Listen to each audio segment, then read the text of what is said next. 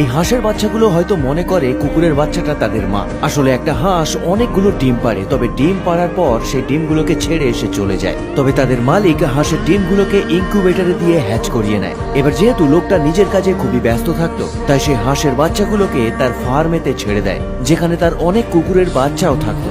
এদিকে হাঁসের বাচ্চাগুলো খুব অ্যাক্টিভ ছিল, তাই এখানে ওখানে চলে যেত। কিন্তু কুকুরের বাচ্চাগুলো এত বুদ্ধিমান ছিল যে তারা ওই হাঁসের বাচ্চাগুলোকে ধরেও আনতো। কুকুরগুলো হাঁসের বাচ্চাগুলোকে মাঝে মাঝে পাশের পুকুরে স্নান করানোর জন্য নিয়ে যেত এবং ফেরার পথে তারা একসঙ্গে সূর্যাস্ত দেখত। এমনকি রাত্রেবেলাও যখন হাঁসের বাচ্চাগুলো ভুল করে কোথাও চলে যেত, কুকুরগুলো আবার তাদের ফিরিয়ে আনতো। কুকুরের বাচ্চাগুলো খোঁজার চেষ্টা করছিল এই হাঁসের বাচ্চাগুলোর আসল মাকে, কিন্তু প্রতিবারই তারা হাঁসের বাচ্চাগুলোকে ভুল ঠিকানায় নিয়ে যেত। তবে শেষমেশ একদিন তারা তাদের মাকে খুঁজে পায়, কিন্তু হাঁসের বাচ্চাগুলোর সঙ্গে কুকুরগুলোর এত বেশি বন্ডিং হয়ে গেছিল যে তারা একে অপরকে ছাড়তে চাইছিল না।